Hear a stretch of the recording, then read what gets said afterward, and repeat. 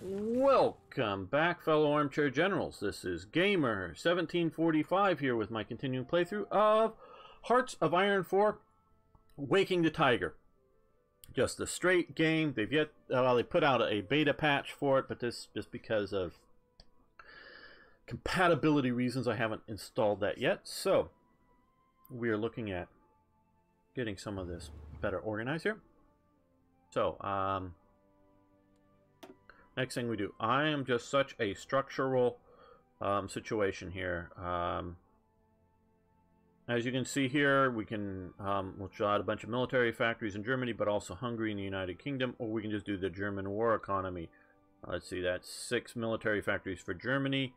It's 6 military factories for Germany, plus 4 for Hungary and 4 for Romania. I can't really understand why we wouldn't want to do this. Things become a puppet. Probably this is almost too uber, but hey, let's go for this before we get any further along.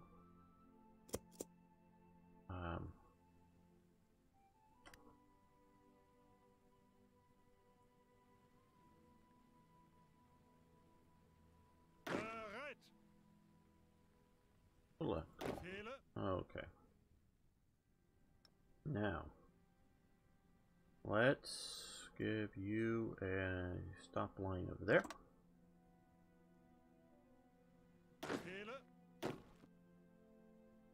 Let's give you a stop line there.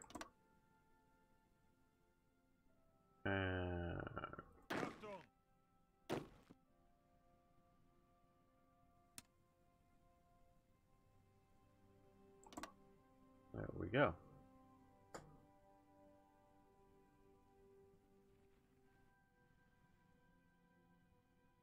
Yes, it also does that too. Like I say, it's a bit overpowered in my opinion. I still have this real sort of problem, and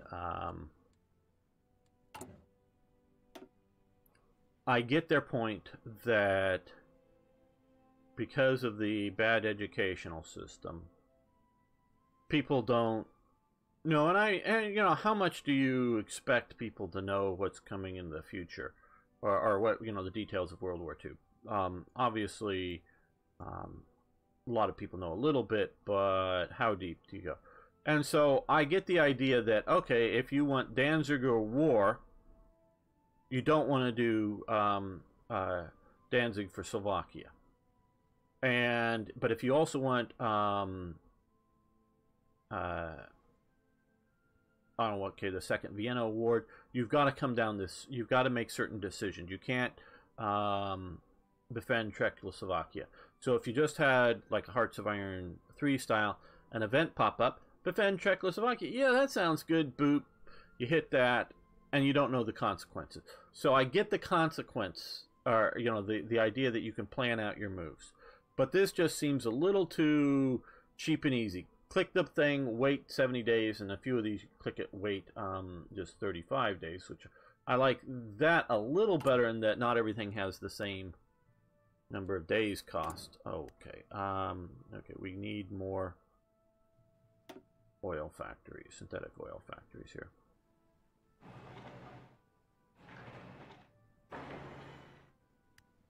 To supply our massive economy.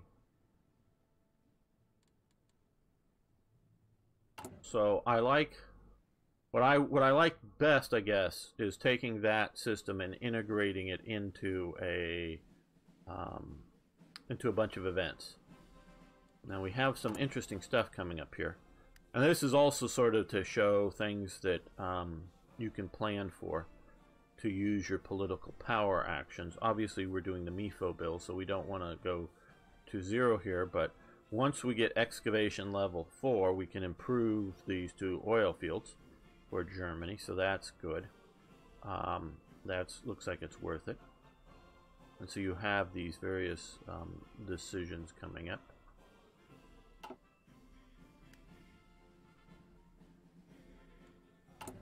Okay, so now we've how are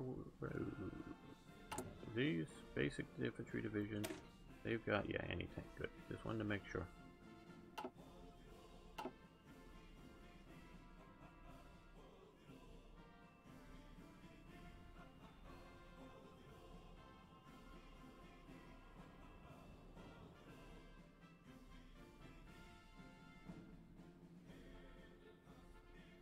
So what I'm sort of basically planning on doing is micromanaging the armor and letting the infantry just sort of sort itself out and attack.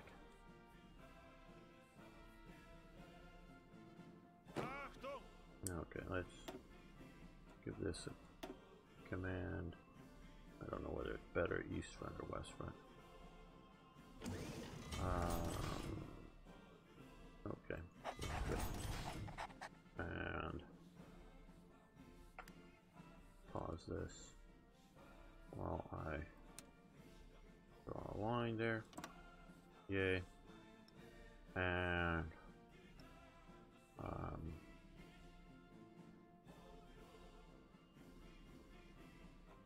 let's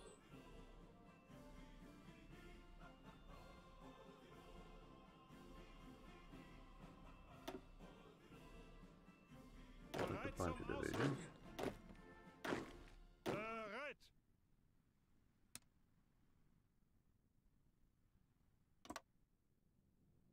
And then let's see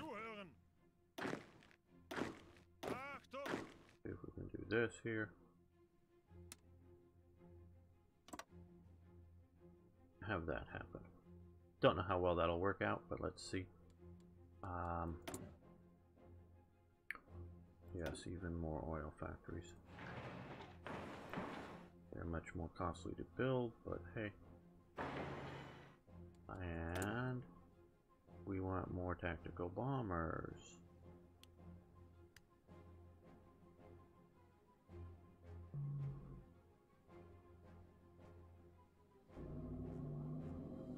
We're building lots and lots of subs. Let's organize up our navy a little more.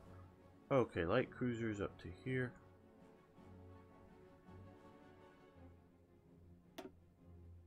Or did I hit the right one? Yes, there we go. Now let's I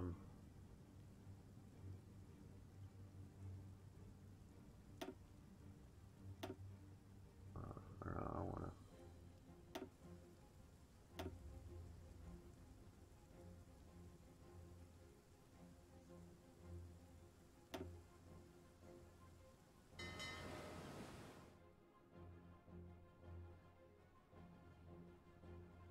there we go. That's about good.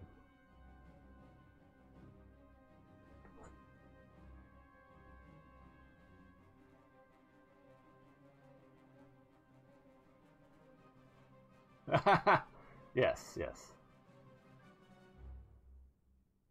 Yes, that is...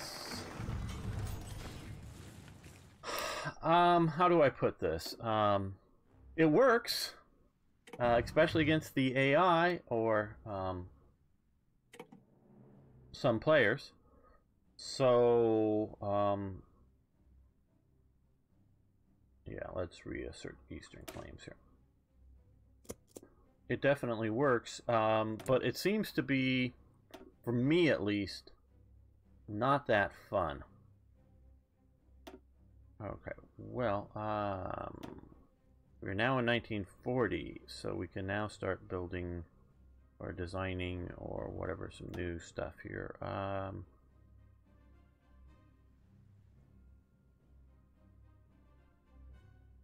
Yeah, let's go with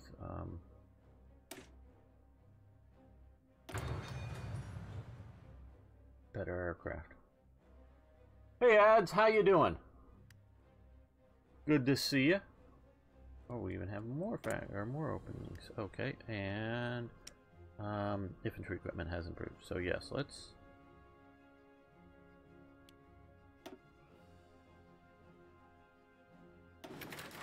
no, cancel this. What I want to do is convert this to new infantry equipment. Not converting this just yet because that's in full production capabilities, or efficiency, I should say. Now we still have a few more. That's because we got that other event.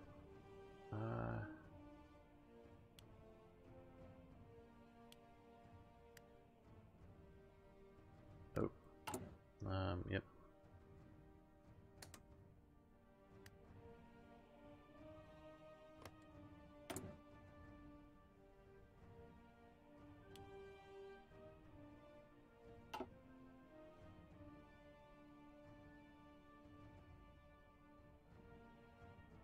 Yeah, no, that is not a bad idea to tech rush that. I was sort of thinking we've got this coming here, and that's... I wanted to get some better fighters up too. And we also have recon companies and other stuff.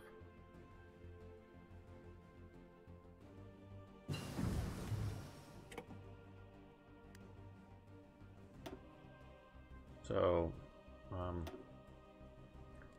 that's the other things I sort of want to tech rush, but that'll take way too long.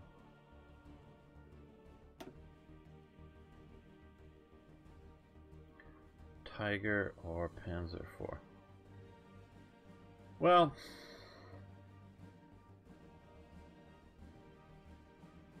let's go Panzer IV. Let's be offensively minded instead of defensively minded.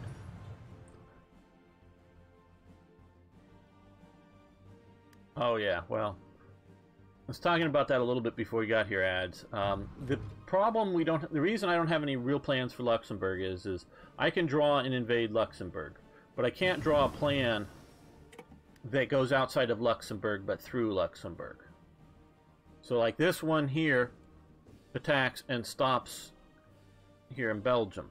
And if you're only looking at taking out the Netherlands, like that sort of Northern Army is, yeah, that's fine. But we want to come into France. So these guys are going to be a bit more micromanaged and plow through here, is the idea. It's why there's no plan. Because we're looking further beyond. Yes, I know we can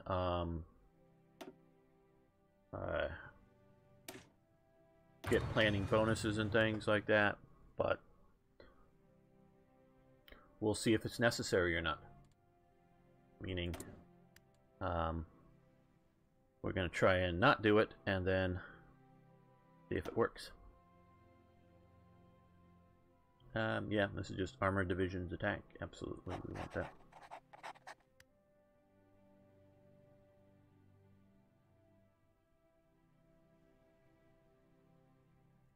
Now I'm thinking with all of the uses that this has, we've got to increase the amount of political power we're getting. Think of that as a modder, because if I'm going to start using it, because I have been using political power in my mod for Hearts of Iron 4, and they long ago nerfed Hitler down or whatever because he had political power gain at plus 50%, if I remember correctly, and then they nerfed him down to 25%. Well, with TRE, my version of it, I re-put him back up to 50% because I was using a lot of political power up in my my events, and with them continuing to do all these different things, I'm going to think we need to do more of that as well. Okay, now, how are we doing for radar stations? I love radar stations.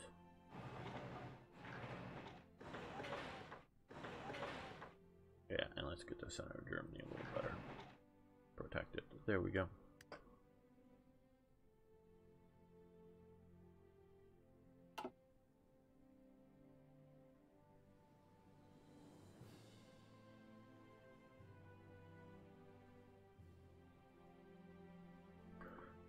We're reasserting eastern claims, get basically a province back.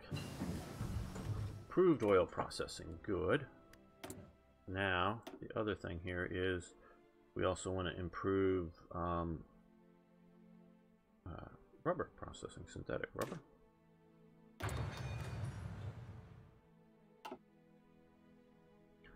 the one thing I really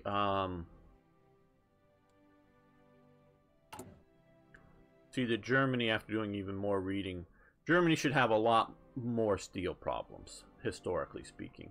I think that is somewhere between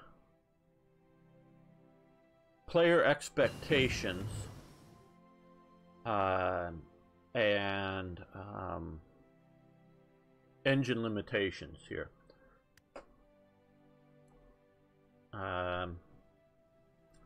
Because even before the war, before you had military restrictions on importing, meaning like somebody's going to sink your ships, or there is specific embargoes against you, Germany still had problems allocating the amount of steel. So keeping the limiting the Kriegsmarine expansion, whether that be surface ships, which Hitler naturally liked big things that he could see, as opposed to stealthy things that, you know, a submarine, when he, you know, I don't know what Hitler looked at in all life, but normally when I bet you when he looked at a submarine, it's sitting in the water, so you see the conning tower and a little bit of deck. Even when it's on the surface, what, 80% or more of the volume of it is below the water, where a ship is big and whatever. And that's in Hitler's psychology. He likes big things. He wanted to build railways, especially going eastward, that were sort of 2 sets of tracks wide, that were these big, huge super trains that would move around, because they were big and powerful. And that's as much as anything else is why he wanted to build these things. And so that's why there was more focus, as well as, I will also admit, the needs for longer production time for a big ship. But even then, balancing between submarines and surface vessels, there still wasn't, and they weren't allocated enough steel for the Kriegsmarine as they could have used, meaning the amount of slips or other production abilities and people to produce things. They could have produced more had they had more steel for the ships, and that would take away from steel for the tanks or the artillery or the rifles. So Germany was much more in a situation like that. Now, obviously, steel is not a finite resource. There is, I would say, functionally, there is an unlimited amount of iron ore. I don't know if... yeah, absolutely. More propaganda, too. But the, you know, with our current technology, could we ever effectively run out of getting iron ore out of the earth? Obviously, way down in the deep crust where it's way too hot, there's huge amounts of iron. But in a practical sense, I don't know when or likely we're ever going to run out of iron. And of course, iron is an element, so even though it rusts or whatever, it can be recirculated back into usefulness. So it is a renewable resource in that sense, recycling. But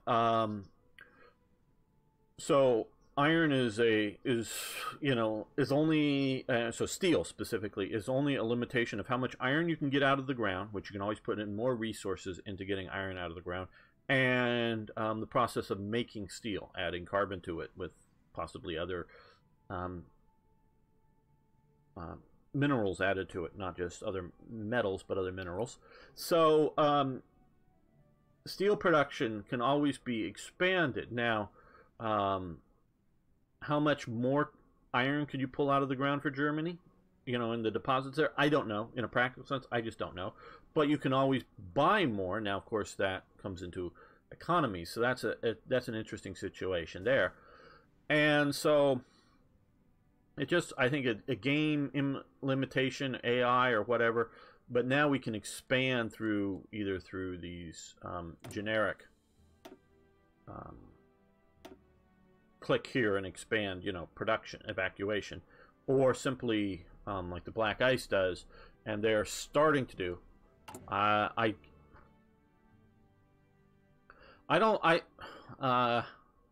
From comments made publicly, I want to keep it in that realm. From comments made publicly, the developers have looked at black ice.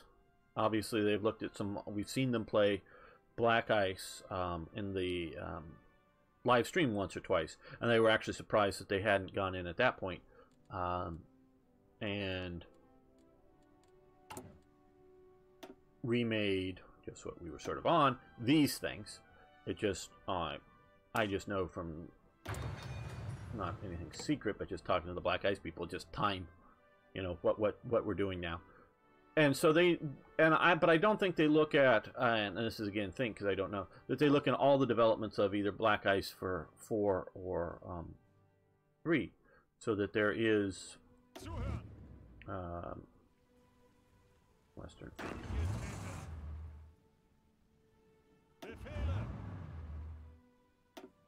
We're giving Monstein more troops. So I don't know how much is, shall we say, inspired by Black Ice, or how much is just great minds think alike.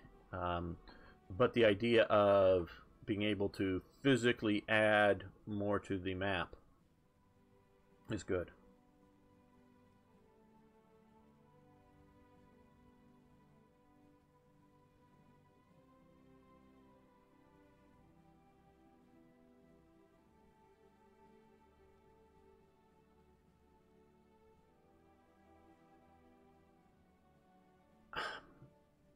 Okay, ads. My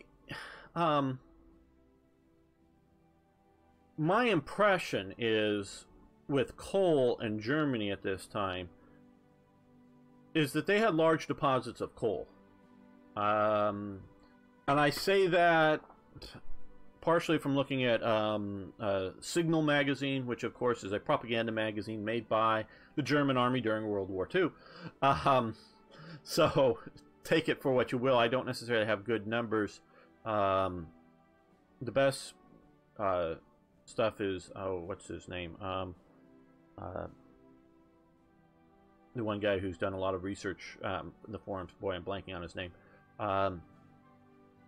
So I think Germany had the coal if it, again, if it were to be put the resources to pull it out of the ground. So I think that is the limiting factor there. Not so much do they have it, it's just how much do you, you know, how many mines do you have, how many people working in the mines, how, you know, effective. Didn't know that about radioactiveness and the depth of iron. That's interesting. Just didn't even know that.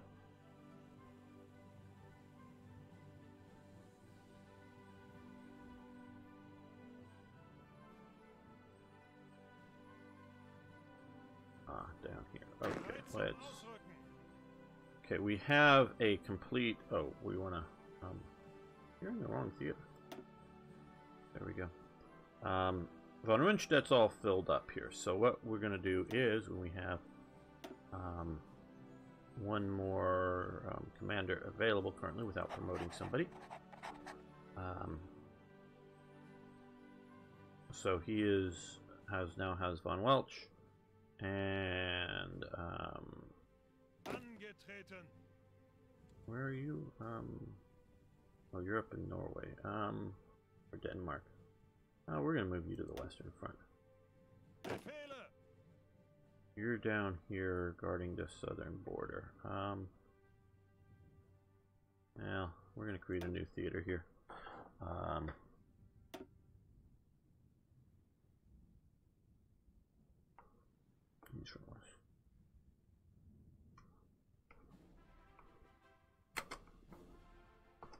Maybe we'll change that to the Mediterranean front later.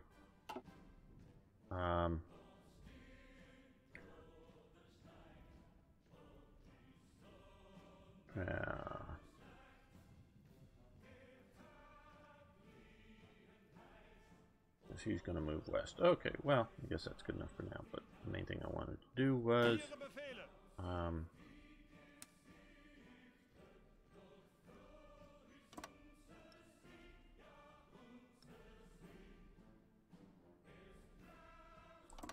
there we go. Just a second, let's read. I step up and chat here.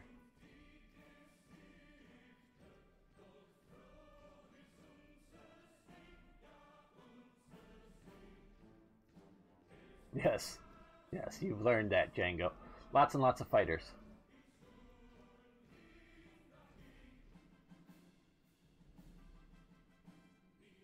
Oh, of course they were using coal. Two different processes, the brown coal and the black coal or whatever, lignite and I forget, for making synthetic oil.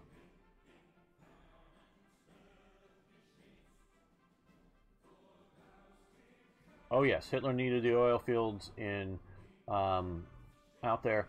Though I do know that there was a really well-developed plan to blow up the Baku oil fields. Oh, good advice about the Second Vienna Awards. Thanks, ads. So I don't know how much oil he would have gotten from going to Baku. Grozny and Maikop, I think, were much more achievable in a practical sense.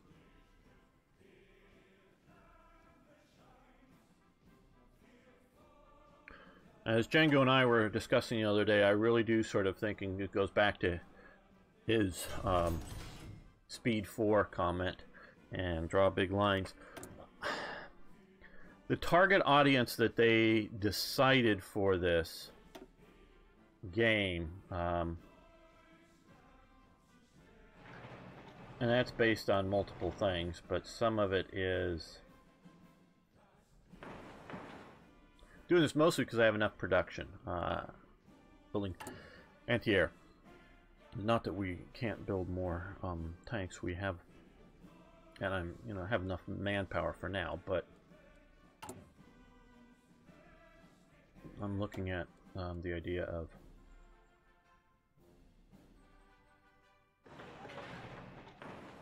reducing the amount of effects of bombing.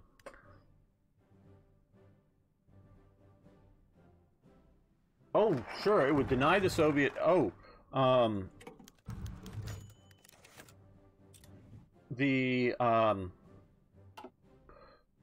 this goes back to my Alfred Thayer Mahan education. He is the influence of naval power on history or through history. Great strategist. The two elements of any sort of naval strategy is, one, to deny the sea the use to the enemy, and two, to be able to use it yourself. So a submarine warfare that Germany was operating was denying the use of the sea to the enemy, to the Allies, but it was not enabling the use of the sea for Germany. So taking away a resource, capturing, even if they blow it up, like Baku, will radically hurt the Soviet Union.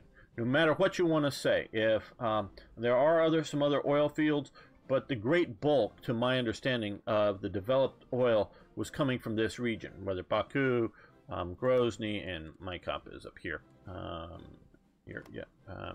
guess. So by denying these to the Soviets, you cripple them, at least in the short term, because how the hell are you going to get more oil to them? Because sure, there's huge, the biggest oil producer is the United States. I think the second biggest was Venezuela at the time, bigger than the Soviets. So you have more oil outside in the, because obviously there's other oils around. Now, of course, the Japanese are grabbing these oils out here. You have other oils, but how are you going to get it to the Soviet Union? Up to here, or through some of the year to Archangel, and put them on rail cars and move it, well, that's going to limit, because the amount of, because this is just a single rail line, it isn't moving very much stuff, is going to limit your ability to move other things. Even if Soviet shipments can be made peacefully through the war zone to here, and I say if, not saying they can, but if, that's still going to be way out here. Getting oil out of Iran? Iran infrastructurally is not set up to move much oil. So, yes, I know Iran and Iraq are other sources of oil, but it's not structurally set up. So that would really cripple the Soviets, and maybe not cripple them in the real short term, meaning because they already have enough oil in the pipeline, as we can say, but would definitely make it a thing that midterm is going to really hurt them. So that would really be the stuff.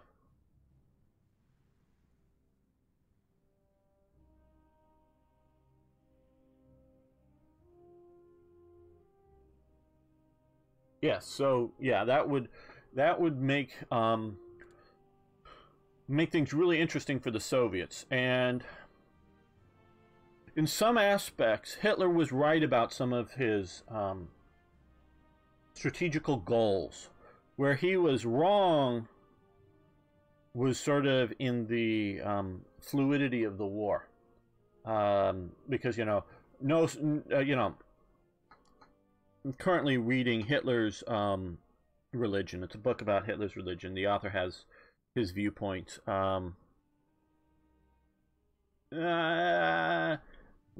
maybe a quarter of the way into it, and I want to see more of the evidence they present before I want to say I disagree with the author's views on this, but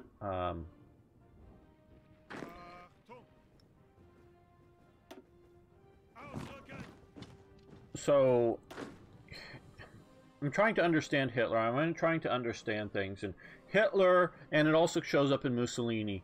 They believe that their will can overcome others and overcome things, and they're right in a lot of their experience through sheer force of will and personality that they will bull over other people and other political obstacles.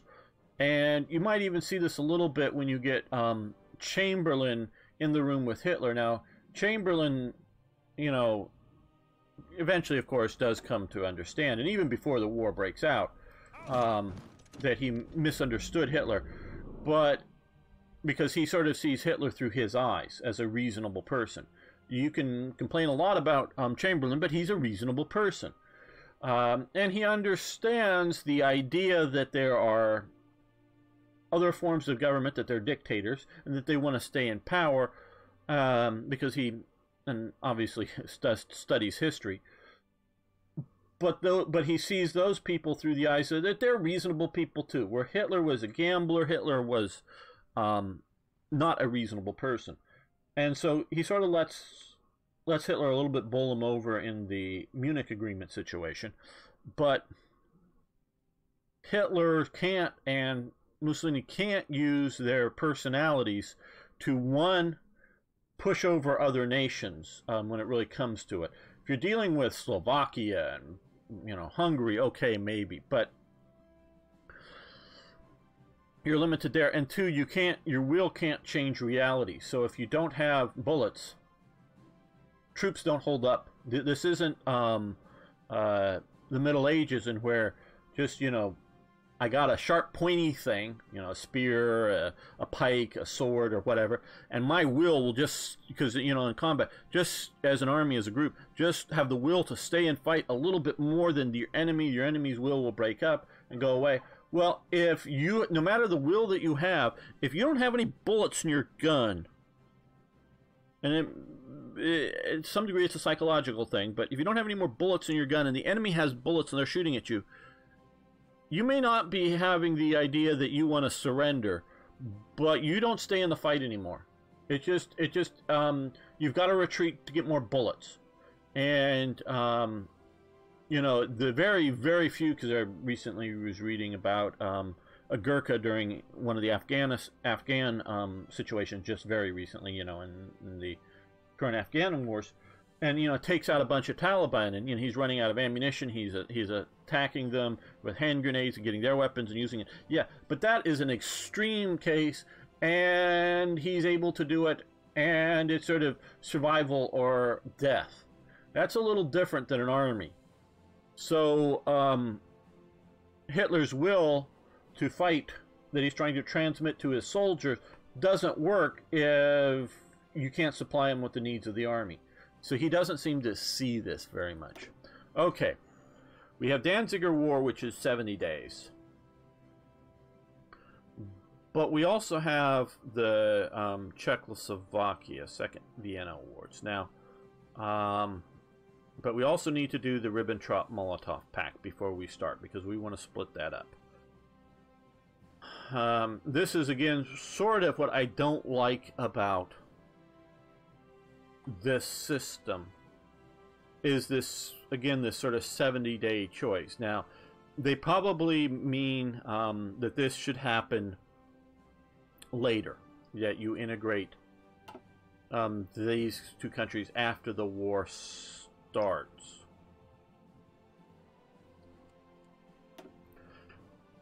But, you know, we're going to do this now, so as to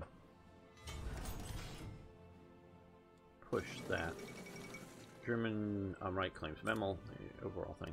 Again, like that, Django, we were talking about.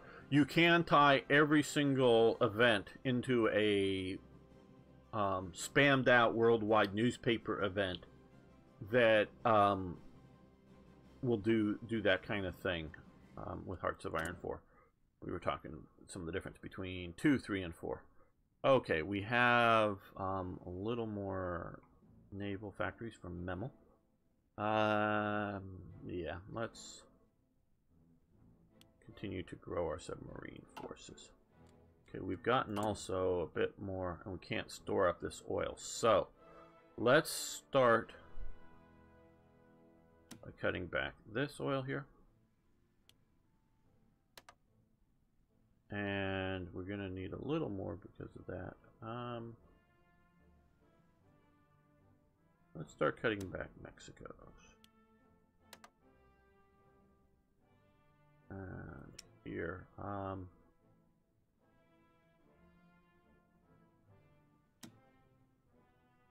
course, a big chunk of this is our expanding synthetic oil capabilities.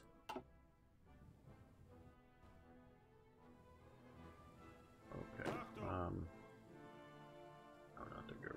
Just select all. Yeah, there. I can go in and add to the thing, but I find it just about as easier to just give them new orders, especially if they're not going to be immediately used. Okay, now let's create a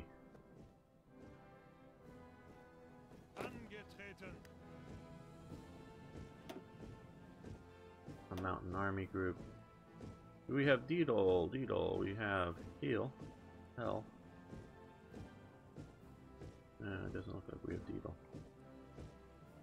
Just used to seeing him from Black Ice? Probably. Or he may be one of the expansions.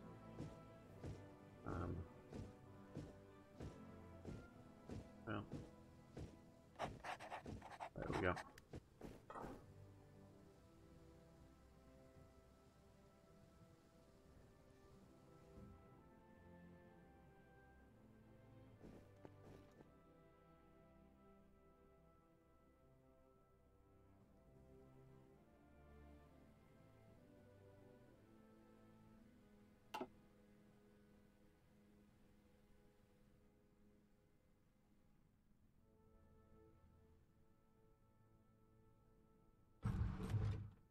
Uh-oh, I'm not paying attention.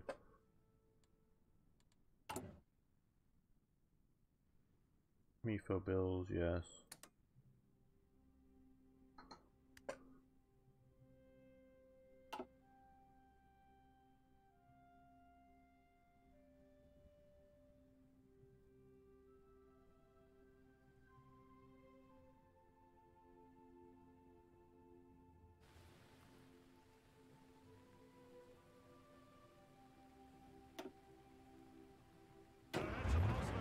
Okay, Darian, Rommel, crude artillery, great. We're going to give these guys to Darian, who's my favorite German general.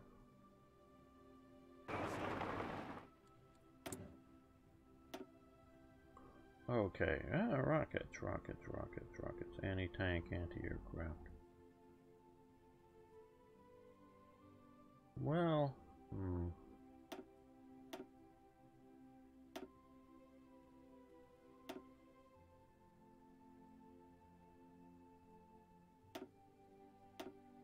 neglecting the Navy. Well, now we can improve some of this naval stuff here.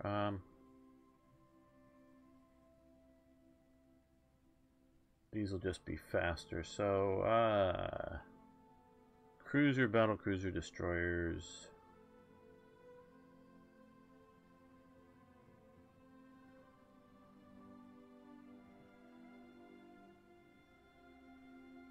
Let's just go with better destroyers.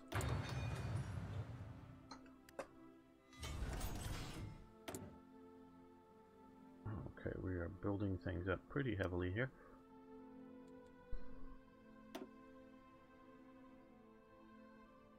Let's build way out here, build in another oil. Capability, we've got those. Well, coverage.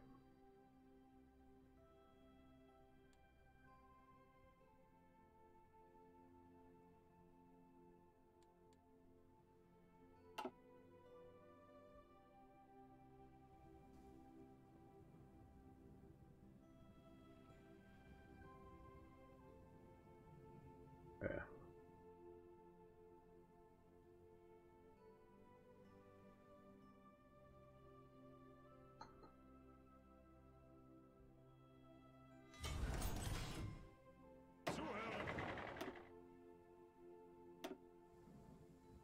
Ausrücken!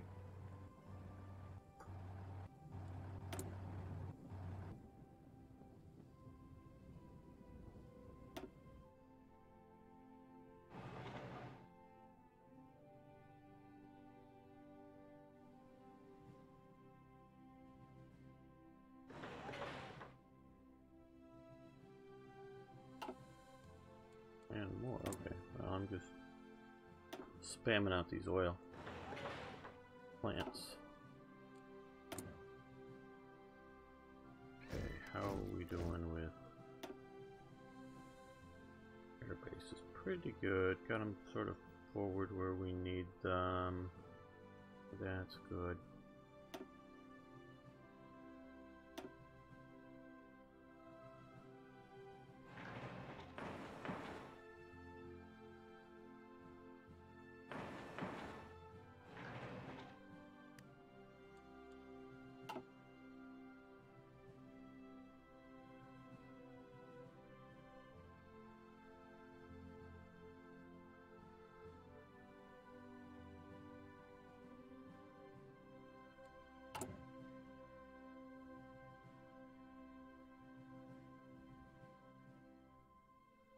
Now, the Ribbentrop-Molotov Pact may have taken 70 days to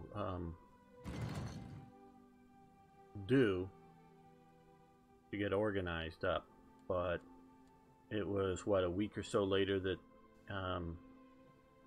they invaded Poland. Oh, what is this? Members are justifying war goals. Yeah, Italy against Yugoslavia. You're right about that, but I don't know if there's too much we can do about that. They're moving up along these borders. Okay.